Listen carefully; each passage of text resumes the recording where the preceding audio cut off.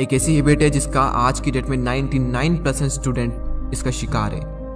The habit of procrastination, टालने की आदत। ये एक ऐसी हैबिट है जिसने ना जाने कितनों की जिंदगी बर्बाद की है, ना जाने कितनों के सपने को मारा है इस एक हैबिट ने। हम बोलते तो हैं कि इस काम को मैं बाद में कर लूंगा, मैं बाद में पढ़ लूंगा, लेकिन हम क्यों बोलते हैं? हम किसी भी काम को कल पर क्यों टालते हैं? इसके पीछे क्या रीजन है? ध्यान से समझने इस बात को, क्योंकि जो मैं बताने वाला हूँ थोड़ा डीप है, लेकिन अगर समझ गए तो बहुत कुछ अच्छा हो सकता है इस वीडियो को देखने के बाद। हम सिर्फ उन्हीं कामों को कल पर टालते हैं जो हमारे लिए अर्जेंट नहीं होते हैं और हमारे इंटरेस्ट एरिया में नहीं होते हैं। जब कोई काम हमारे लिए बहुत ज़्यादा अर्जेंट हो जाता है तब हम उसको नहीं टालते, क्योंकि वहाँ पर डू और डाई वाली कंडीशन क्रिएट हो जाती है। वहाँ पर टालने के लिए कोई ऑप्शन होता ही नहीं है। वहाँ पर किसी भी काम को करना है तो करना ही होगा, कोई अदर ऑप्शन नहीं है। फॉर एग्जाम्पल, साल भर एक स्टूडेंट पढ़ाई को टालता रहता है कि पढ़ लूंगा, लेकिन जब एग्जाम आती है उस टाइम पर वो नहीं टाल सकता, क्योंकि वहाँ पर डू और डाई वाली कंडीशन है। वो चाहे या ना चाहे उसे पढ़ना ही पड़ेगा, क्योंकि टालने के लिए कोई ऑप्शन बचता ही नहीं है उस टाइम पर। तो एक तो ये हो गया कि जब तक कोई काम हमारे लिए अर्जेंट नहीं हो जाता तब तक हम उस काम को नहीं करते। मैं आपको एक एग्जाम्पल और देता हूँ। अगर मैं आपसे कहूँ कि आज आपको 5 घंटे पढ़ना है तो 99% स्टूडेंट उसको नहीं पढ़ पाएंगे। मैं क्या, अगर आप खुद भी अपने आप से कमिटमेंट करो, खुद भी एक गोल बनाओ, तो आधे से ज़्यादा लोग उसको पूरा नहीं कर पाते हैं। और वहीं मैं दूसरी ओर कहूँ कि आपको 5 घंटे पढ़ना है और 5 घंटे पढ़ने के बाद आपको 1 लाख रुपए मिलने वाले हैं, तो 99% स्टूडेंट क्या, 100% स्टूडेंट 5 घंटे नहीं बल्कि 10 घंटे पढ़ने को भी तैयार हो जाएंगे वो, और वो पढ़ भी लेंगे। वही स्टूडेंट है, वही दिमाग है, वही टाइम है, सब कुछ वही है।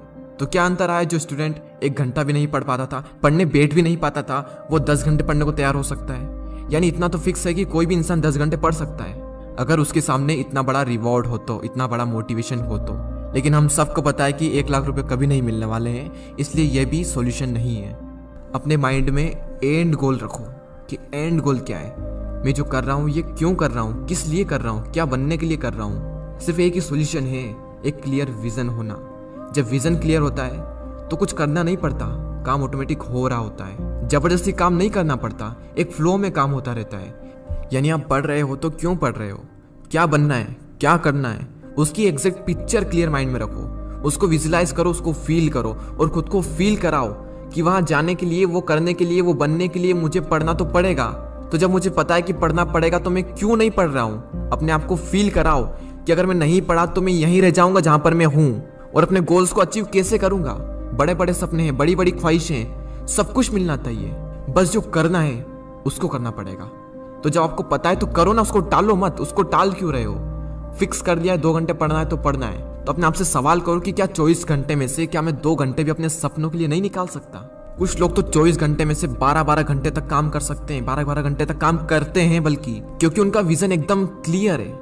उनको सुबह उठने में आलस नहीं आते, काम करने में आलस नहीं आते, बल्कि अंदर से सेटिस्फेक्शन मिलता है, खुशी मिलती है। वो डेली खुद को ये फील कराते हैं, खुद का किया हुआ प्रॉमिस पूरा करते हैं कि आज भी मैंने जो किया वो मुझे अपने गोल की ओर ले जा रहा है, आज भी मैंने अपने सपनों के लिए काम किया।